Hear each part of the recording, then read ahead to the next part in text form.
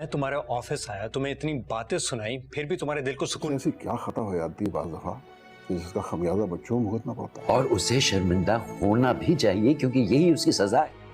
Sir के सामने मेरे किरदार को बुरा दिखाने के लिए भी कोशिश करती रहोगी। बेटा इस घर में तो अब एक दो रातें ही कटेंगी। ड्रामा सीरियल बेटियां की नेक्स्ट एपिसोड में आप सब देखेंगे दानिश अपनी दोस्त शुमाइला से मिलता है और शुमाइला से कहता है जब फिजा को मुझसे मोहब्बत थी तो मैंने उसकी मोहब्बत की कदर नहीं की, लेकिन अब मुझे एहसास हो रहा है कि मुझे भी उससे मोहब्बत हो गई है, लेकिन अब वो मुझसे दूर हो गई है। शायद मैंने फिजा की मोहब्बत की कदर नहीं की थी और इन सब की मुझे ये सजा मिल रही है। लेकिन दानिश और फिजा के दरमियान सिर्फ एक गलत फहमी होती है, क्योंकि दानिश ये सोचता है कि फिजा मेरे साथ रहना ही नहीं चाहती और फिजा भी ये सोचती है कि दानिश मेरे साथ रहना ही नहीं चाहता। दानिश और फिजा के दरमियान ये गलत फहमी सिर्फ और सिर्फ दानिश की माँ की वजह से होती है, क्योंकि दानिश की माँ फिजा का सामान भिजवा देती है और फिजा ये समझती है कि दानिश ने ये सामान भिजवाया है। और दूसरी तरफ जब दानिश फिजा का खाली कमरा देखेगा तो वो सोचेगा कि फिजा मेरे साथ रहना ही नहीं चाहती, इसलिए वो अपना सामान अपने साथ ले गई है। इसके बाद फारिस भी फिजा को फोन करेगा और वो फिजा से कहेगा भाभी मियाँ बीवी का रिश्ता तो बहुत मजबूत होता है और मैं तो आप दोनों के फैसले से बहुत परेशान हूँ, आप दोनों इस मजबूत रिश्ते को कैसे तोड़ सकते हैं। फिजा फारिस से कहती है जहाँ पर रिश्ते की कदर ना की जाए उस रिश्ते को तोड़ देना ही बेहतर होता है। फारिस फिजा से कहता है आप दानिश भाई के बारे में जैसा सोच रही हैं ऐसा बिल्कुल भी नहीं है। जब से आप घर छोड़कर गई हैं वो बहुत परेशान रहने लग गए हैं